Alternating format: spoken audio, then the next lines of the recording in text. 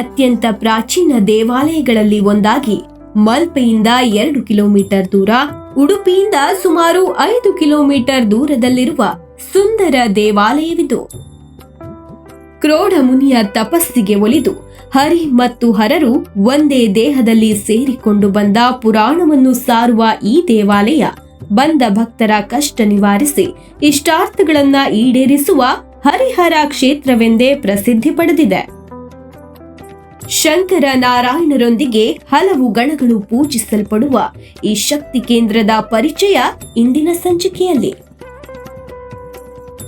ಎಲ್ಲರಿಗೂ ಶುಭೋದಯ.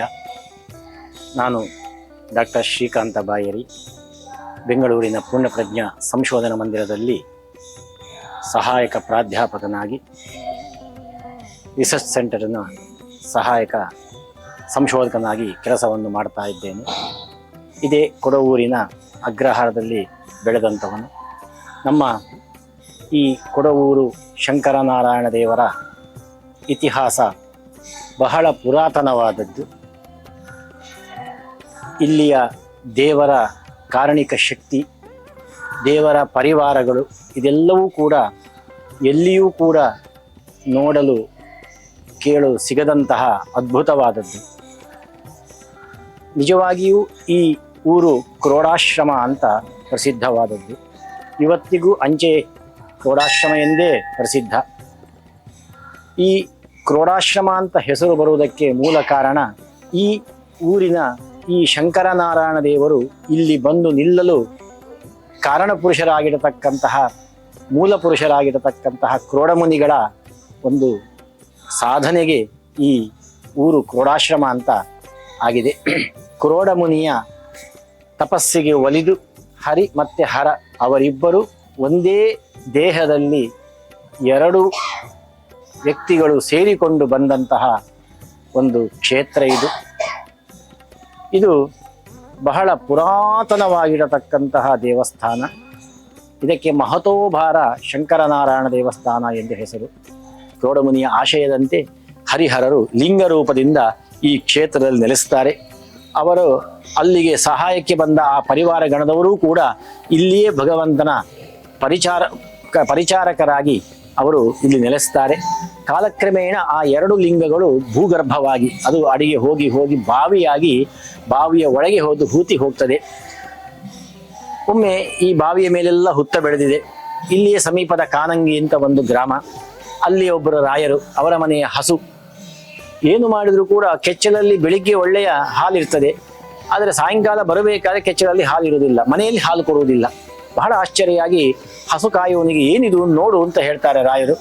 ಹಸು ಕಾಯುವನು ಒಂದು ದಿವಸ ಹಸುವನ್ನು ಹಿಂಬಾಲಿಸಿಕೊಂಡು ಬಂದಾಗ ಈ ಕ್ಷೇತ್ರದ ಹರಿಹರರು ಕೂತಂತಹ ಲಿಂಗವುಳ್ಳಂಥ ಬಾವಿಯ ಮೇಲೆ ಬೆಳೆದ ಹುತ್ತಕ್ಕೆ ಹಸು ಹಾಲನ್ನು ಸುರಿತಾ ಇರ್ತದಂತೆ. ಅದನ್ನು ನೋಡಿ ಆಶ್ಚರ್ಯಗರಿತನಾಗಿ ಆ ಗೋಪಾಲಕನು ಬಂದು ರಾಯರಿಗೆ ಎಲ್ಲ ಒಂದು ವಿಷಯವನ್ನು ಹೇಳಿದಾಗ ರಾಯರಿಗೆ ಆ ದಿವಸ ಕನಸಾಗ್ತದೆ. ಆ ಹುತ್ತದ ಒಳಗಡೆಯಲ್ಲಿ ನಾನು ಬೆಳೀತಾ ಇದ್ದೇನೆ, ನೀನು ಅದರ ಮೇಲೆ ಒಂದು ಪಾತ್ರೆಯನ್ನು ಇಟ್ಟು 48 ದಿವಸ ನೀನು ನಿರೀಕ್ಷೆ ಮಾಡು ಅಂತ. ಅದರಂತೆ ರಾಯರು ಅದರ ಮೇಲೆ ಪಾತ್ರ ಇಡ್ತಾರೆ. ಆದರೆ ಪಾಪ ಅವರಿಗೆ 24 ದಿವಸ ಆಗ್ತಿದ್ದ ಹಾಗೆ ಕುತೂಹಲ ತಡೆಯಲಿಕ್ಕಾಗುವುದಿಲ್ಲ, ಭಗವಂತನ ಇಚ್ಛೆ. ಅದರಂತೆ ಪಾತ್ರ ತೆಗೆದಾಗ ಆ ಲಿಂಗ 2 ಒಂದಕ್ಕೊಂದು ಬೆಸೆದ ರೀತಿಯಲ್ಲಿ, ಇನ್ನೂ ಅದು ಬೆಳಿಬೇಕಿತ್ತಷ್ಟೇ, ಬೆಸೆದ ರೀತಿಯಲ್ಲಷ್ಟೇ ಭೂಮಿಯ ಮೇಲೆ ಬಂದಿದೆ. ಆವಾಗ ಎಲ್ಲರೂ ಯೋಚನೆ ಮಾಡ್ತಾರೆ, ಅಡಿಯಲ್ಲಿರತಕ್ಕಂಥ ಬಾವಿಯಲ್ಲಿರತಕ್ಕಂಥದ್ದು ಇದಕ್ಕೆ ಸನ್ನಿಧಾನ, ದೊಡ್ಡ ಸನ್ನಿಧಾನ.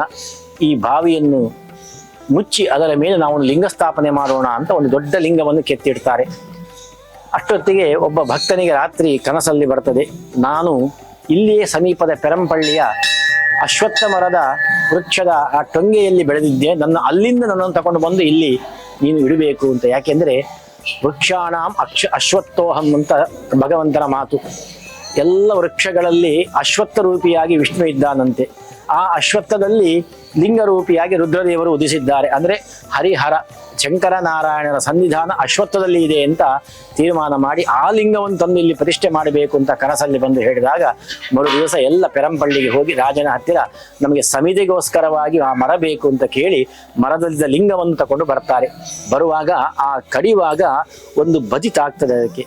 ಆವಾಗ ಚಪ್ಪೆ ಎದ್ದು ಹೋಗ್ತದೆ ಅಂತ ಹೇಳ್ತಾರೆ.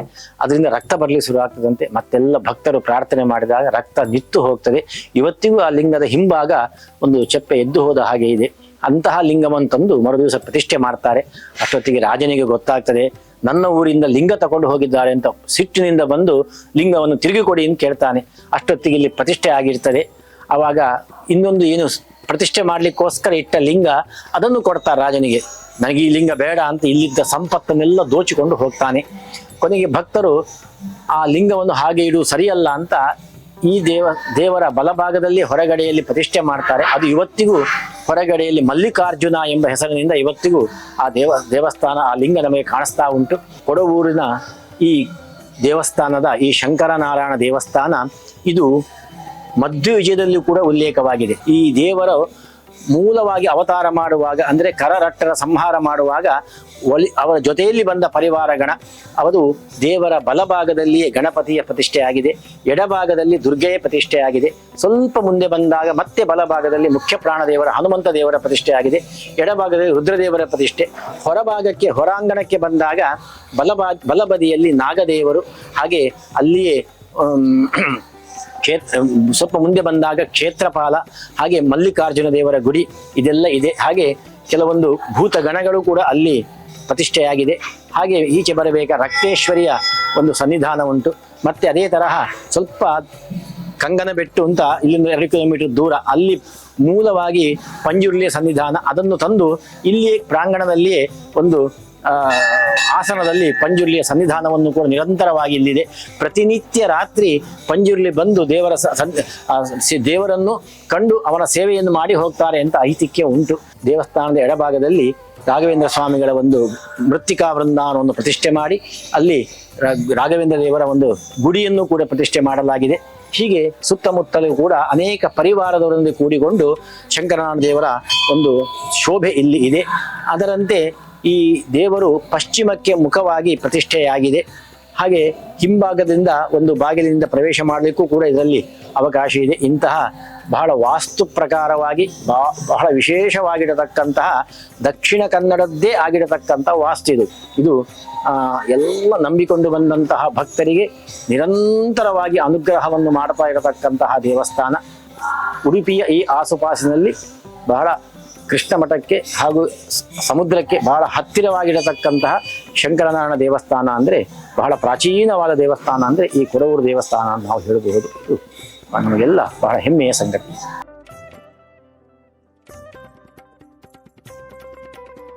ಪ್ರತಿಯೊಂದು ದೇವಸ್ಥಾನದಲ್ಲೂ ಕೂಡ ಬೇರೆ ಬೇರೆ ಶಕ್ತಿಗಳು ಇರ್ತದೆ. ನಾವಿಲ್ಲಿ ದುರ್ಗೆಯನ್ನು ಒಳಗಡೆಯಲ್ಲಿ ಆರಾಧನೆ ಮಾಡಿದರೆ ಅದೇ ದುರ್ಗೆಯ ಇನ್ನೊಂದು ಶಕ್ತಿಯಾದ ಮಾರಿಯಮ್ಮ ಅಂತ ಅಂದರೆ ಮಾರಿ ಅಂತ ಹೇಳಿದ್ರೆ 2 ನಮ್ಮ ಗ್ರಾಮಗಳಿಗೆಲ್ಲ ಬರತಕ್ಕಂತಹ ರೋಗ ರುಜಿನ ಇದೆಲ್ಲವನ್ನೂ ಕೂಡ ನಿಯಮನ ಮಾಡತಕ್ಕಂಥ ಒಬ್ಬಳು ದೇವತೆ ಇದ್ದಾಳೆ, ಶಕ್ತಿ ದೇವತೆ.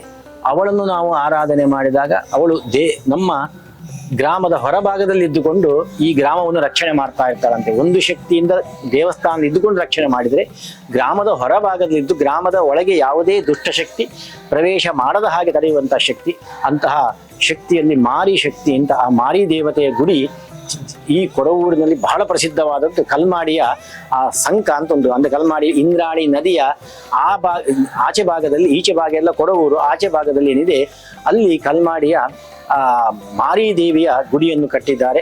ಬಹಳ ಹಿಂದೆ ಕೇವಲ ಇಲ್ಲಿಂದ ವರ್ಷಕ್ಕೆ ಒಮ್ಮೆ ಆ ಮಾರಿಯ ಶಕ್ತಿ ಇಲ್ಲಿಂದ ಹೋಗಿ ಅಲ್ಲಿ ಪ್ರತಿಷ್ಠೆಯಾಗಿ ಅಲ್ಲಿ ಒಂದು ದಿವಸ ಉತ್ಸವ ಆಗ್ತಾ ಇತ್ತು. ಭಕ್ತರೆಲ್ಲರೂ ಕೂಡ ಮಾರಿಗೆ ಒಂದು ಗುಡಿಯನ್ನೇ ಕಟ್ಟಿ ಅಲ್ಲಿಯೂ ಕೂಡ ಮಾರಿ ದೇವಿಯ ಆ ಶಕ್ತಿಯ ಆರಾಧನೆ ನಡೆಸ್ತಾ ಇದ್ದಾರೆ. ಆಚಾರ್ಯ ಮಧ್ವರು ಈ ಕ್ಷೇತ್ರಕ್ಕೆ ಆಗಮಿಸಿದ್ದಾರೆ ಎನ್ನುವುದಕ್ಕೆ ಈಗಲೂ ಪರ್ಯಾಯ ಪೀಠಾರೋಹಣ ಮಾಡುವ ಯತಿಗಳು ಕೊಡವೂರು ಶಂಕರನಾರಾಯಣ ಕ್ಷೇತ್ರಕ್ಕೆ ಆಗಮಿಸಿ ದೇವರ ದರ್ಶನವನ್ನ ಪಡೆಯುವ ರೂಢಿಯಿದೆ. ಸುಮಧ್ವ ವಿಜಯವು ಈ ದೇವಾಲಯವನ್ನ ಕಾನನ ದೇವತಾ ಸನದ ಎಂದೇ ಗುರುತಿಸಿದೆ. ಒಂದೇ ದೇಗುಲದಲ್ಲಿ ನಂದಿದ್ವಯರು. ಎಲ್ಲ ದೇವಾಲಯದಲ್ಲಿ ಒಂದು ನಂದಿ ಇದ್ದರೆ ಈ ದೇವಾಲಯದಲ್ಲಿ 2 ನಂದಿ ಇರುವುದು ಇಲ್ಲಿನ ವಿಶೇಷ.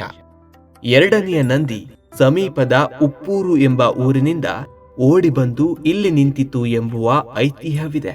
ಇದಕ್ಕೆ ಪುಷ್ಟಿ ಕೊಡುವಂತೆ ಇಲ್ಲಿ ಇತ್ತೀಚಿನವರೆಗೂ ಪಾಳು ಬಿದ್ದ ನಂದಿಯ ಗುಡಿಯೊಂದಿತ್ತು. ದೇವಳದ ಸಮೀಪದಲ್ಲಿರುವ ಹೊಳೆಕಟ್ಟೆ ಉದಯ ಘಾಟ್ನಲ್ಲಿ ನೆಲೆ ನಿಂತಿರುವ ಕೆರೆಕಟ್ಟೆ ಗಣಪತಿ ಪೂರ್ವಾಭಿಮುಖವಾಗಿ ಭಕ್ತರ ಇಷ್ಟಾರ್ಥಗಳನ್ನ ಈಡೇರಿಸುತ್ತಿದ್ದಾನೆ. ಶ್ರೀ ಕ್ಷೇತ್ರ ಸುಬ್ರಹ್ಮಣ್ಯದ ಹಿರಿಯ ಸ್ವಾಮಿಗಳ ವೃಂದಾವನವು ಇದರ ಪಕ್ಕದಲ್ಲಿದೆ. ಪರಿವಾರ ದೇವತೆಗಳಾದ ಗಣಪತಿ, ದುರ್ಗೆ, ಮುಖ್ಯ ಪ್ರಾಣ, ಮಲ್ಲಿಕಾರ್ಜುನ, ನಾಗ, ಗುರು ರಾಘವೇಂದ್ರ ಸ್ವಾಮಿ ಮತ್ತು ಇತ್ತೀಚೆಗೆ ಪ್ರತಿಷ್ಠಾಪಿಸಿರುವ ನವಗ್ರಹ ದೇವತೆಗಳಿಗೆ ನಿತ್ಯ ಪೂಜೆ ನಡೆಯುತ್ತದೆ. ಉಳಿದ ಪರಿವಾರ ದೇವತೆಗಳಾದ ನಂದಿ, ಬ್ರಹ್ಮಶಾಸ್ತಾರ, ಕ್ಷೇತ್ರಪಾಲ ಇವರಿಗೆ ಪ್ರತಿ ಸಂಕ್ರಮಣ ಹಾಗೂ ಹಬ್ಬ ಹರಿದಿನಗಳಂದು ವಿಶೇಷ ಪೂಜೆ ಸಲ್ಲಿಸಲಾಗುತ್ತದೆ. ಹೊಳೆಕಟ್ಟೆ ಶ್ರೀ ಸಿದ್ಧಿವಿನಾಯಕ ದೇವರಿಗೆ ಪ್ರತಿದಿನ ಒಂದು ಹೊತ್ತಿನ ಪೂಜೆ ಹಾಗೂ ಗಣೇಶ ಚೌತಿಯಂದು ಗಣಹೋಮ, ದೀಪಾರಾಧನೆ ಸೇವೆ ನಡೆಯುತ್ತದೆ. ಇಲ್ಲಿ ಪ್ರತಿ ಸಂಕ್ರಮಣದಂದು ವಿಶೇಷ ಪೂಜೆ ಹಾಗೂ ದರ್ಶನ ಸೇವೆ ನಡೆಯುತ್ತದೆ.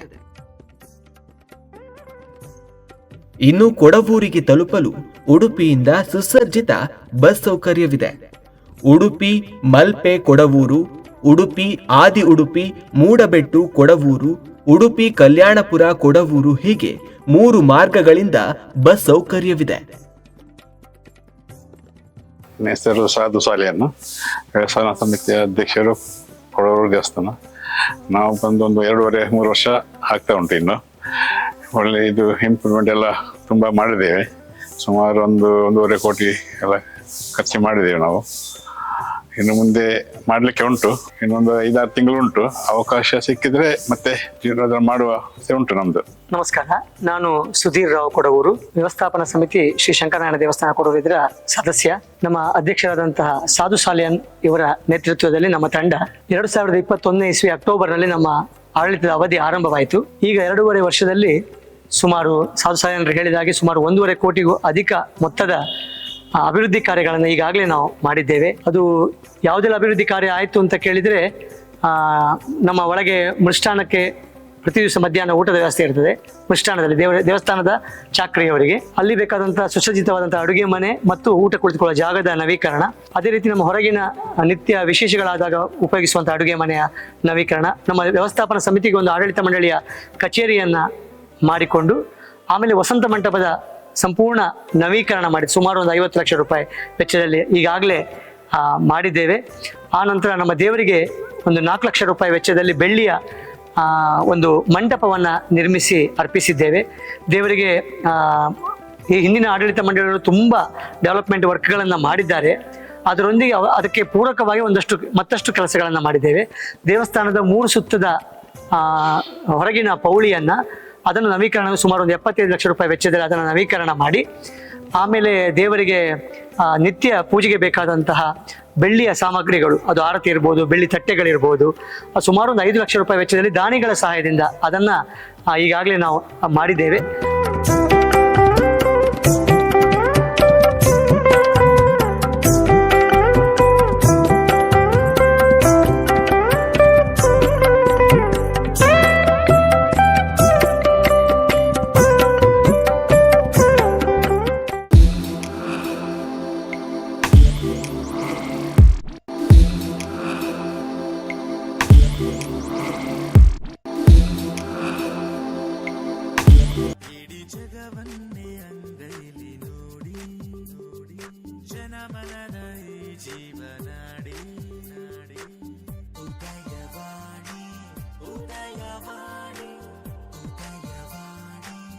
ಉದಯವಾಣಿ